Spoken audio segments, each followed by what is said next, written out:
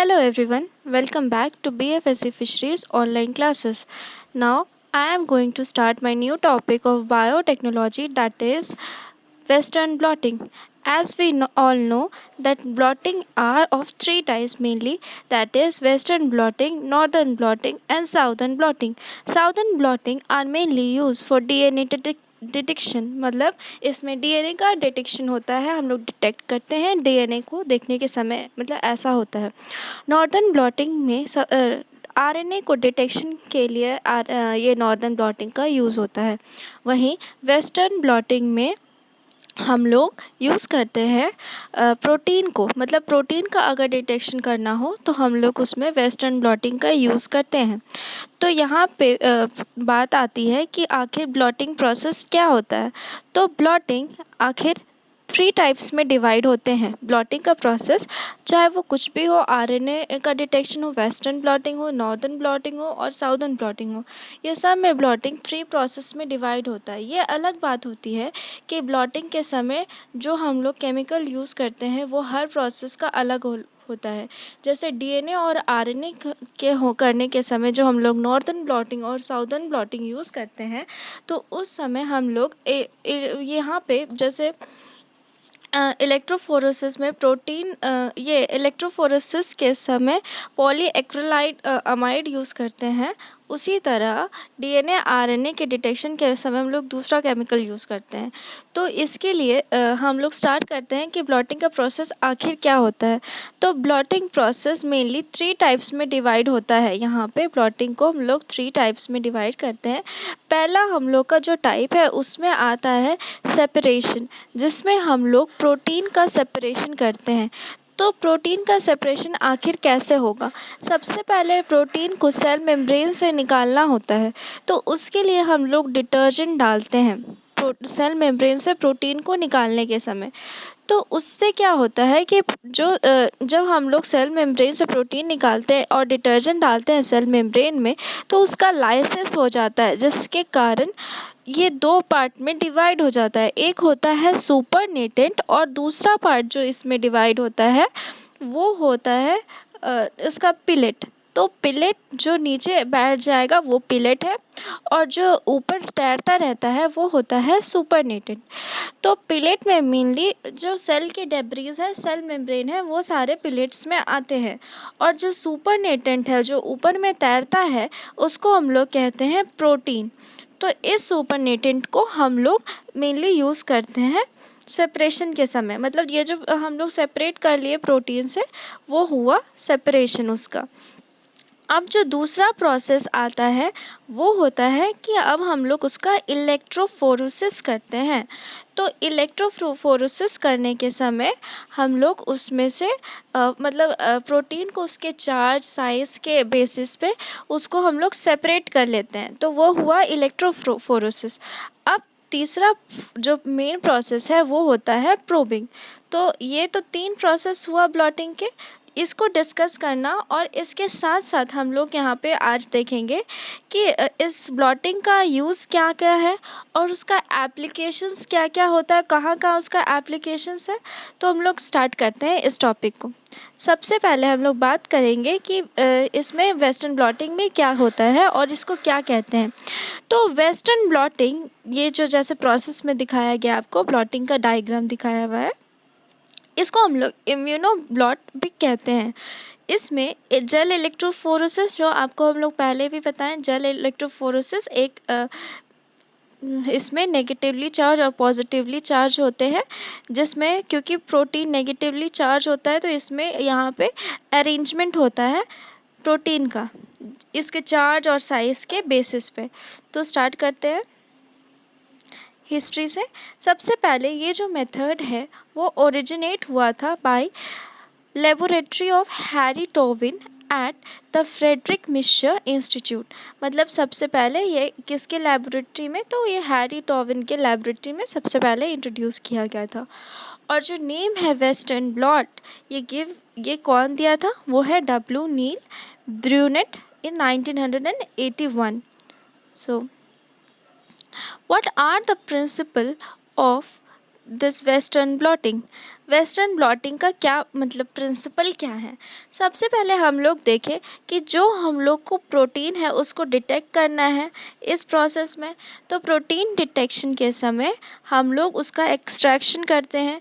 तो इसमें हम लोग सारे प्रोटीन को नहीं एक्सट्रैक्ट करेंगे, इसमें वो प्रोटीन को एक्सट्रैक्ट करना है हमको जो हम लोग को चाहिए, मतलब जीन ऑफ इंटरेस्ट। तो ये इसका बेसिक है कि हम लोग को gene of interest of protein उसको एक्सट्रैक्ट करना है। दूसरा है कि हम लोग को प्रोब जो यूज़ करना है, तो ये एंटीबॉडी जो हम लोग यूज़ करते हैं वो स्पेसिफिक होता है, मतलब एक स्पेसिफिक प्रोटीन से ये बाइंड करेगा। ये हुआ उसका दूसरा प्रिंसिपल। और जो ये बेसिक प्रिंसिपल वेस्टर्न ब्लॉटिंग का है वो है एंटीजन और एंटीबॉडी का इंटरैक्शन, दोनों के बीच कैसे इंटरैक्शन होता है। जैसा कि आपको ये फिगर में दिखाया जा रहा है कि पहले प्रोटीन का एक्सट्रैक्शन हुआ, अब हम लोग उसको अरेंज करेंगे, मतलब बिना प्रोटीन के अरेंजमेंट के हम लोग उसमें नहीं डाल सकते हैं कि आप इसमें सब कुछ डाल दिए, जैसे प्रोबिंग के लिए हम लोग इसको यूज़ कर लिए, नहीं।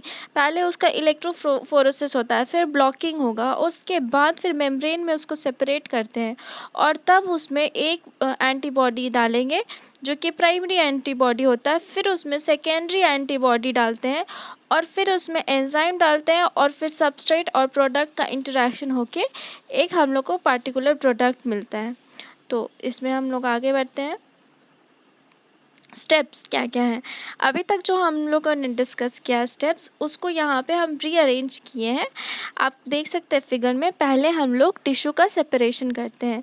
जैसे कि हम आपको बताएं कि एक सेल को एक्सट्रैक्ट करते हैं, उस सेल में से सुपरनेटेंट और पिलेट को निकालते हैं। जो सुपरनेटेंट जो ऊपर तैरता है वो उसमें होते हैं प्रोटीन, और जो दूसरा पार्ट जो पिलेट होता है वो नीचे बैठा रहता है।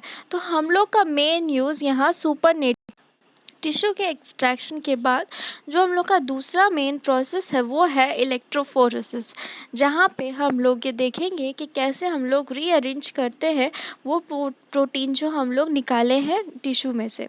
अब उसका तीसरा प्रोसेस है ब्लॉटिंग करना। यहाँ ब्लॉटिंग का क्या मतलब है? ब्लॉटिंग का मतलब होता है कि एक जेल में उसको रीअरेंज करना ब्लॉटिंग है। फिर हम लोग देखते हैं ब्लॉकिंग करते हैं, क्योंकि बहुत सारे प्रोटीन होते हैं और साथ में जेल भी होते हैं। तो हम लोग का मेन यूज़ हम लोग का ये है कि हम लोग प्रोब को सिर्फ प्रोटीन से इंटरेक्ट कराएं, तो उस केस में ब्लॉकिंग का प्रोसेस किया जाता है। फिर एंटीबॉडी से प्रोबिंग होती है, मतलब उसमें एंटीबॉडीज़ डाले जाते हैं तो कि वो पार्टिकुलर स्पेसिफिक जो प्रोटीन है वो स्पेसिफिक मतलब प्रोटीन से इंटरेक्ट करे। उसके बाद वॉशिंग प्रोसेस होता है, मतलब जो एंटीबॉडीज़ से नहीं जुड़े प्रोटीन उनका वॉशिंग किया जाता है। फिर प्रोटीन डिटेक्शन होता है और लास्ट में डिजिटल इमेजिंग होता है। तो let's start with the process. पहला होता है टिश्यू सेपरेशन, मतलब हम उस सेल में से, मतलब जो भी सेल है उसमें से टिश्यू का सेपरेट करते हैं। तो ये मेनली डिटर्जेंट, सॉल्ट, बफर, ये सबसे लाइसिस होता है सेल का।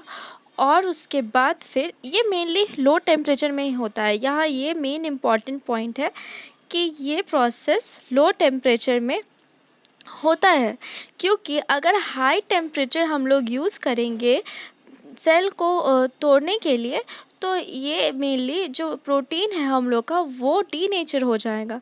इसलिए हम लोग को प्रोटीन को ही निकालना यहाँ मेन टारगेट है, तो हम लोग इसमें लो टेम्परेचर यूज़ करते हैं। फिर है जेल इलेक्ट्रोफोरेसिस। यहाँ पे जेल इलेक्ट्रोफोरेसिस क्या है, जैसे कि आप देख सकते हैं जेल इलेक्ट्रोफोरेसिस में क्या होता है, एक एसटीएस पेज होता है जिसको हम लोग कहते हैं सोडियम ट्यूडोसाइल सल्फेट पॉलीएक्रिलामाइड जेल, जिसका यूज़ हम लोग वेस्टर्न ब्लॉटिंग में करते हैं।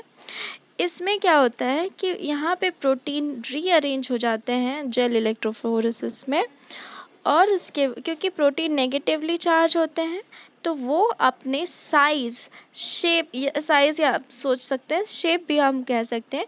जो स्मॉल प्रोटीन होता है वो यहाँ नेगेटिवली चार्ज है, ये पॉजिटिवली चार्ज है। तो जो स्मॉल होगा वो जल्दी जल्दी मूव करेगा तो वो नीचे जाकर चला जाएगा स्मॉल, और जो लार्ज होगा वो ऊपर आ जाएगा। तो ये अपने साइज़ के बेसिस पे रीअरेंज हो जाते हैं यहाँ। तो यहाँ मेन जो यूज़ हुआ वो है एसडीएस पेज। तो यही इसका मतलब इसको दूसरे ब्लॉटिंग प्रोसेस से सेपरेट करता है, क्योंकि यहाँ एसडीएस पेज यानी सोडियम ड्यूटासाइल सल्फेट पॉलीएक्रिलामाइड जेल का यूज़ होता है। तो फिर हम लोग यहाँ पे देख सकते हैं फिगर में, ये हम हटा दे रहे हैं।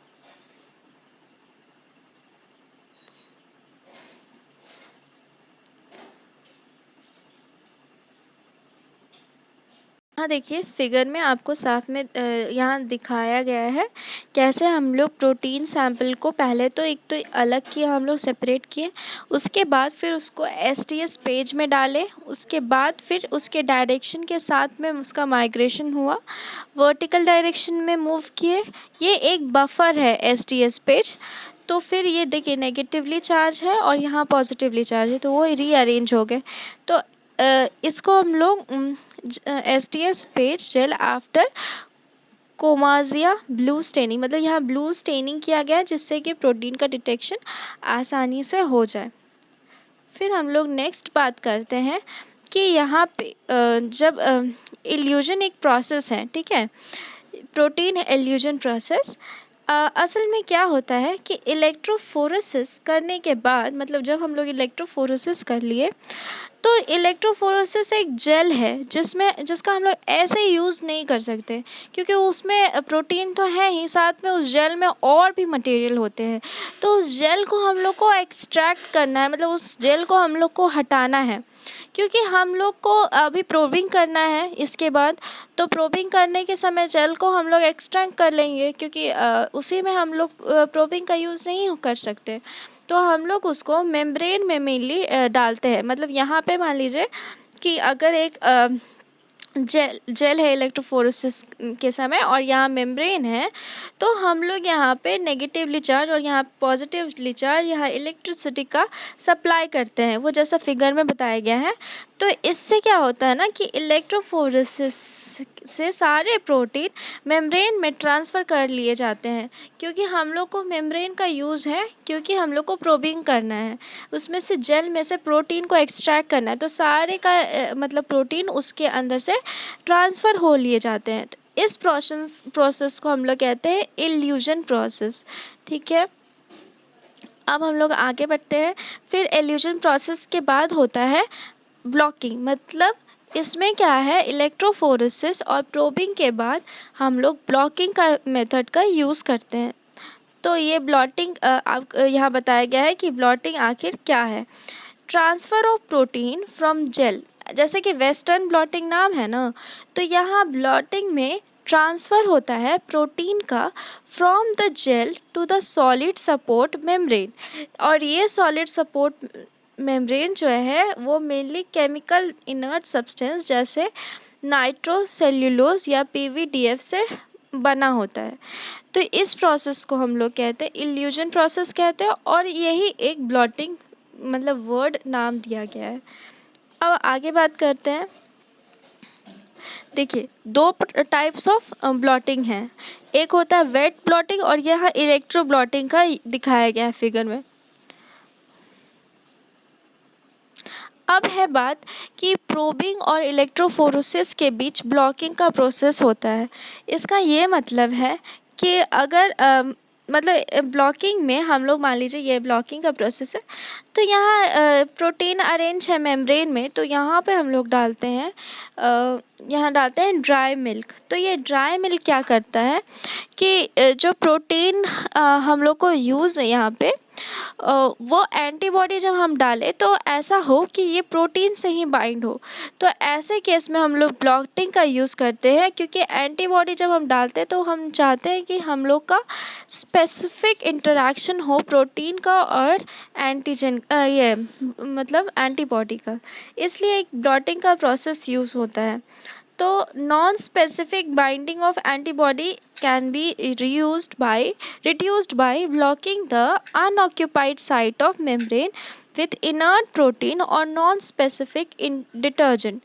Antibody must bind to the gene of interest, इसलिए हम लोग ब्लॉटिंग का यूज़ करते हैं, मतलब ब्लॉकिंग का यूज़ इसलिए करते हैं। अब है बात कि ब्लॉकिंग के लिए कौन कौन से एजेंट्स का यूज़ होता है। तो ये जो ब्लॉकिंग एजेंट है उसका है, मतलब हम बताए थे ड्राई मिल्क पाउडर, फिर हम लोग यूज़ कर सकते casein, gelatin we can also use dilute solution of twin 20 and the bovine serum albumin। ये सारे यूज़ होते हैं ब्लॉकिंग एजेंट्स। यहाँ प्रोसेस में दिखाया गया कैसे अदर प्रोटीन है और कैसे टारगेट प्रोटीन है।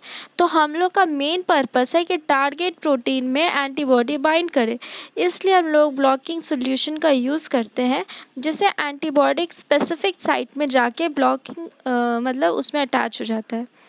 अब बात होती है प्रोबिंग की। प्रोबिंग एक मेन प्रोसेस है। इसमें हम लोग क्या करते हैं, इसमें हम लोग क्या करते हैं कि जब एंटीबॉडी को हम लोग उसके अंदर डालते हैं ताकि उसके अंदर जाकर वो एक स्पेसिफिक साइट से, मतलब ये मान लीजिए प्रोटीन है तो यहाँ एंटीबॉडी जाकर अटैच हो जाता है। ये प्राइमरी एंटीबॉडी होते हैं। ये प्राइमरी एंटीबॉडी नॉट रिपोर्टेड, मतलब ये रिपोर्ट प्रोवाइड नहीं करता, इसलिए हम लोग प्राइमरी एंटीबॉडी के बाद यहाँ फिर एक और एंटीबॉडी को जोड़ते हैं जो है सेकेंडरी एंटीबॉडी। सेकेंडरी एंटीबॉडी बहुत ही इम्पॉर्टेंट है क्योंकि ये एक रिपोर्टर होता है, जो कि अगर हम लोग यहाँ एंजाइम्स को यूज़ करें तो ये एंजाइम फिर एक सबस्ट्रेट से मिलकर प्रोडक्ट का फॉर्मेशन करता है, जिसके बाद फिर हम लोग कलर का डिटेक्शन कर सकते हैं। तो ये जो नॉन लेबल प्राइमरी एंटीबॉडी है वो टारगेट जो प्रोटीन है हमारा उससे डिटेक्ट करने के समय हम लोग प्रोबिंग का यूज़ करते हैं। उसके बाद प्राइमरी एंटीबॉडी से अटैच होने के बाद सेकेंडरी बॉडी का अटैचमेंट होता है। फिर सेकेंडरी बॉडी को कॉन्जुगेट कराया जाता है एंजाइम से। हम लोग आगे बात करेंगे कि एंजाइम कौन कौन से यूज़ होते हैं जिसमें सेकेंडरी बॉडी अटैच होते हैं। तो ये एक स्पेसिफिक होता है जिसका हम लोग का मेन यूज़ है, ठीक है। फिर हम लोग देखते हैं कि ये एंजाइम क्या क्या होते हैं। एंजाइम जो मेन यूज़ होते हैं वो है HRP, मतलब हॉर्स रेडिश पर ऑक्सीडेज एंजाइम का हम लोग यूज़ करते हैं। यहाँ पे नीचे में प्रोटीन है और ये है इमोबिलाइज प्रोटीन, और यहाँ प्राइमरी एंटीबॉडी अटैच किए जो कि मेनली नॉट रिपोर्टेड, मतलब ये रिपोर्टेड नहीं होते, और जो सेकेंडरी एंटीबॉडी होते हैं वो reported once, they are reporter. So it will attach to the enzyme that is HRP, मतलब horse peroxidized मतलब horse radish peroxidase enzyme, and then it may forms the, and after that this enzyme on conjugation with substrate it will form the product and then the color will be changed. So this will be the detection process. इसमें क्या होता है, उसके बाद फिर हम लोग washing का प्रोसेस यूज़ करते हैं। जब हम लोग प्राइमरी एंटीबॉडी डालते हैं तो उसमें ऐसा होता है कि बहुत सारे प्राइमरी एंटीबॉडी से प्रोटीन का अटैचमेंट नहीं होता। उस केस में हम लोग फिर जो प्राइमरी एंटीबॉडी बच गए हैं उनको हम लोग वॉशिंग प्रोसेस से अलग करते हैं। जो अनबाउंड एंटीबॉडी होते हैं वो हम लोग उसको निकालना बहुत ज़रूरी है क्योंकि ये बाद में साउंड प्रोड्यूस करते हैं, इसलिए इनको निकालना बहुत ज़रूरी है। और साथ में इससे पुअर डिटेक्शन, मतलब हम लोग को जो स्पेसिफिक दिखाना है वो नहीं दिखता। Hence washing the blot removes the unbound antibody from the membrane. इसलिए वॉशिंग का प्रोसेस होता है जिसमें जो भी अनबाउंड एंटीबॉडीज़ हैं मेम्ब्रेन से उसको हम लोग अलग कर लेते हैं।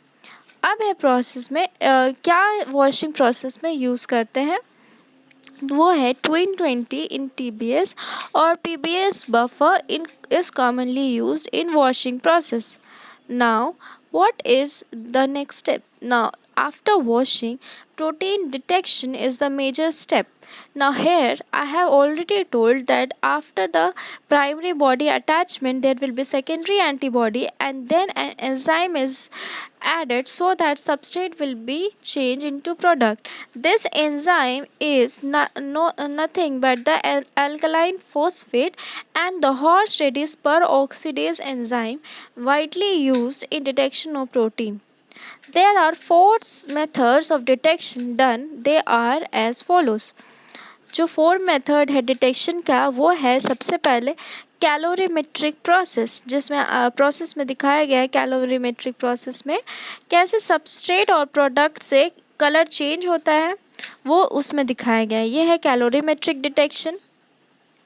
सेकेंड प्रोसेस है केमी ल्यूमिनेंस, जिसमें हम लोग लाइट को देखते हैं कि लाइट प्रोड्यूस होता है जब सबस्ट्रेट प्रोडक्ट में चेंज होता है। उसके बाद थर्ड प्रोसेस है फ्लोरेसेंस, जिसमें लाइट का प्रोड्यूस नहीं होता, वो है फ्लोरेसेंस। और जो फोर्थ स्टेप है वो है रेडियो एक्टिव डिटेक्शन। उसके बाद होता है एनालिसिस या इमेजिंग। जो हम लोग एनालिसिस करते हैं वो कैसे होता है, उसके लिए मेनली एक्सरे फिल्म या स्कैनर्स का यूज़ होता है, चार्ज कपल डिवाइस का भी यूज़ होता है, और कैमरा बेस्ड इमेज। मतलब ये जो एंजाइम प्रोडक्ट से जो प्रोडक्ट बना सबस्ट्रेट का इंटरेक्शन करके एंजाइम से उसका डिटेक्शन कैसे करते हैं हम लोग, वो बताया जा रहा है। तो वो एक्सरे फिल्म से, स्कैनर्स से या कैमरा बेस्ड इमेजेस से भी होता है। मॉलिक्यूलर वेट जो प्रोटीन का है उसका हम लोग एस्टिमेशन करते हैं मार्कर प्रोटीन से, या जो अमाउंट होता है वो प्रोटीन का हम लोग डिटरमिन करते हैं बैंड इंटेंसिटी मेथड से। जो क्वालिटेटिव और क्वांटिटेटिव एनालिसिस है उसका हम लोग वो इसलिए होता है सो टू वेरीफाई द एब्सेंस और presence of specific protein of interest. Next process application से है, मतलब कि हम लोग इसका क्या क्या एप्लीकेशंस है वेस्टर्न ब्लॉटिंग का। मतलब हम लोग तो देख लिए कि वेस्टर्न ब्लॉटिंग मेनली प्रोटीन के डिटेक्शन के लिए यूज़ होता है। तो अगर डिजीज़ का डिटेक्शन हो तो उसके लिए मेनली वेस्टर्न ब्लॉटिंग का यूज़ होता है। साथ में वाइट स्पॉट सिंड्रोम वायरस जो इन्फेक्ट करता है श्रिम्प्स को, उसके डिटेक्शन के समय भी हम लोग इसका यूज़ करते हैं। साथ में for detection of immunogenic protein of fish like ectoparasite Argulus siamensis for its further use of potential vaccine candidate. And it is also used to determine size and amount of protein in a given sample। मतलब इसका use हम लोग करते हैं protein के detection के लिए, जो साइज़ और अमाउंट होता है उसके लिए। फिर वेस्टर्न ब्लॉटिंग का और यूज़ है as a biomarker analysis like hormones के लिए, ग्रोथ फैक्टर के लिए, या साइटोकाइंस के लिए। साथ में इसका हम लोग जीन एक्सप्रेशन के स्टडीज़ में भी यूज़ करते हैं। ये तो हुई वेस्टर्न ब्लॉटिंग की बात। मतलब यहाँ पे एक स्मॉल सा हम वो बनाया चार्ट जिसमें बताया गया है कैसे पहले हम लोग सेपरेट किए किसी भी सेल से प्रोटीन को एसडीएस पेज में, उसके बाद फिर उसका इलेक्ट्रोफोरेसिस हुआ, साथ पे उसके बाद उसका न्यूट्रल प्रोटीन में हम लोग उसको डाले जो मेम्ब्रेन था, इल्यूजन प्रोसेस। उसके बाद फिर हम लोग इंक्यूबेट किए दैट मेम्ब्रेन, उसमें प्राइमरी एंटीबॉडी डाले, फिर उसमें सेकेंडरी एंटीबॉडीज़ डाले, साथ में एंजाइम डाले एचआरपी, और फिर उसका मतलब केमिकल ल्यूमिनेंस से हम लोग उसको विजुअलाइज किए, एनालाइज किए। तो ये तो थी आज वेस्टर्न ब्लॉटिंग की बात। ये बायोटेक्नोलॉजी में मेनली यूज्ड, मतलब बायोटेक्नोलॉजी में आता है ये प्रोसेस, जिसमें मेनली प्रोटीन का डिटेक्शन के लिए हम लोग इसका यूज़ करते हैं। So if you like it please do subscribe and like the button, like button. Okay, thank you so much.